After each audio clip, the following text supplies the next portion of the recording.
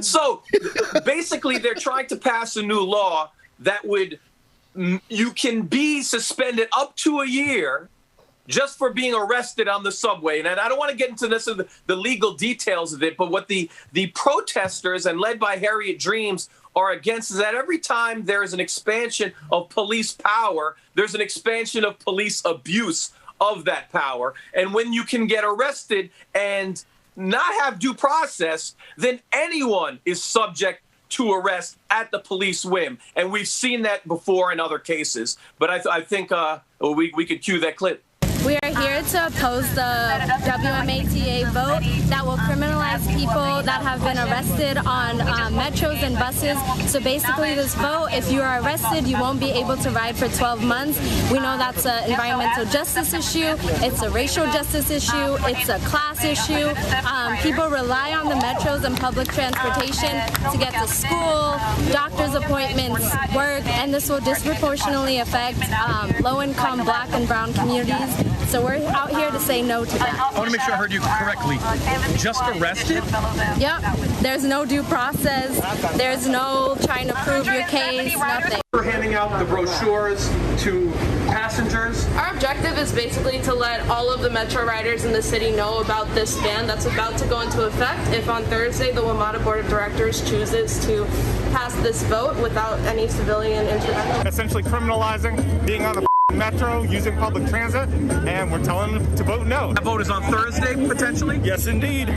It's been pushed back once, and maybe we can get them to completely kill this but if it doesn't get killed, it's on Thursday. Folks A did not know about it, and when they did find out about it, they were furious. Why were they furious? Because everyone knows cops don't help us.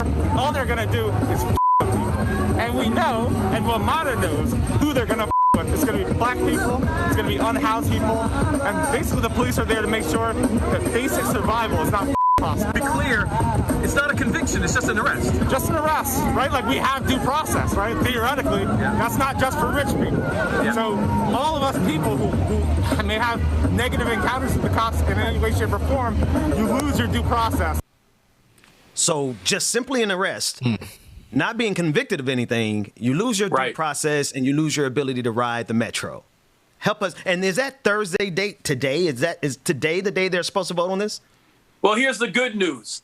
Everyone did flood the phone lines yesterday, as was asked by Harriet's Dreams, that was on the brochure, and that vote has now been postponed because of that action. So it's pushed back. It's not a win yet, but it's a delay, and we'll take the delay. We'll take the delay. Can we just very good local action, and this is what's been going on in D.C. But yes, you know the language is very vague. So when you use vague language like guns-related charge, I mean weapons-related charge.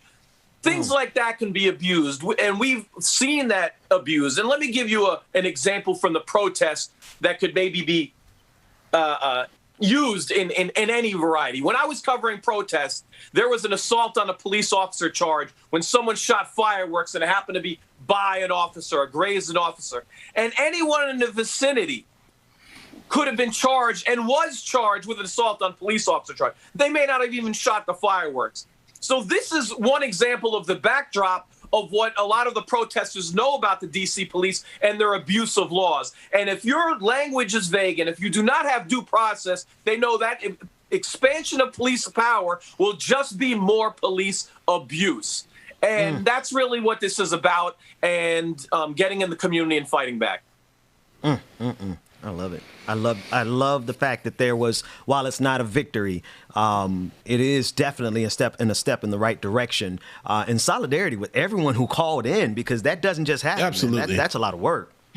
Yeah, there was a Zoom meeting, and about at least 50 people left messages saying, no, I live in Ward 4. I don't want this. And what happened when Harriet's Dreams, just to give you backdrop, when earlier in the week, they polled over 170 people on the metro and talked to them, and they found out that over 80% had no idea this law was even going to be passed. So they put in some legwork.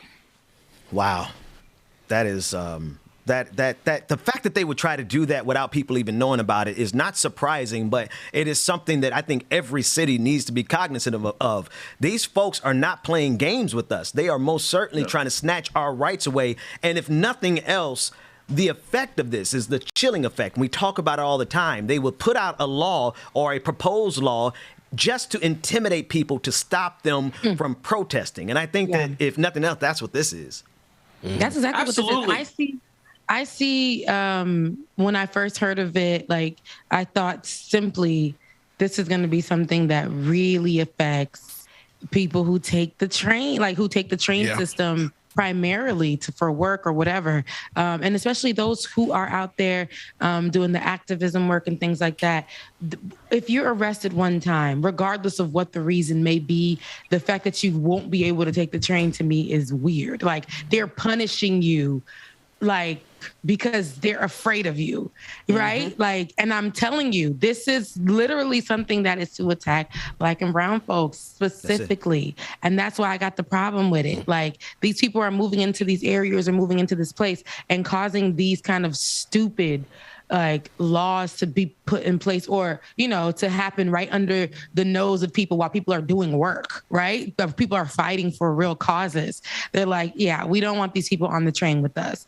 Just because you're afraid, like, I don't understand. Like, I don't get how that gives you the right to tell somebody they can't get on the train because you scared. How did that even come to play? Who went up there and had that conversation and thought that was okay?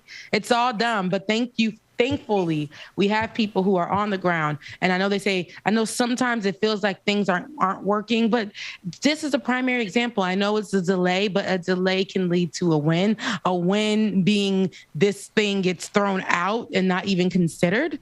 And that's what we're hoping for. And that's all because people flooded those lines and they voiced their concerns. And I think that's amazing. Yeah. Chuck, I want you to get the last word. But Rebecca, you said something. Do we know where this came from in the first place? Answer that for us if you can, and then give us the last word.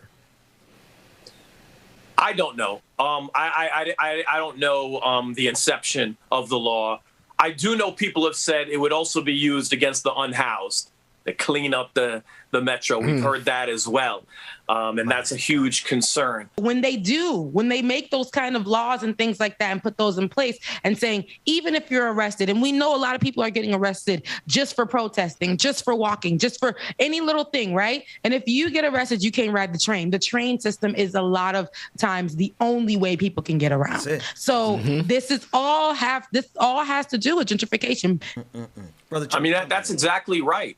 And the more DC turns white because the rents are just through the roof, the developers are just making everything unaffordable. What happens is the laws start to change to protect white property. And we keep seeing that. White property over Black lives keeps happening in DC. It's actually, I believe, it's crossed over 50% white, 55%. You see these laws like the Noise Act. Well, who's the Noise Act again? Well, that's against go-go music, which is part of the soul of D.C. And so you have people calling the police because they're hearing go-go music. So they are trying to rip the soul and culture out of D.C. and then criminalize that very culture. And everything we see is a part of that, whether it's the Noise Act, whether it's the murder of Antoine Gilmore, whether it's the new subway laws, whether it was the Nelly's protests that went on for weeks. They're all tied to gentrification, and that's a larger discussion. It's a more complex discussion,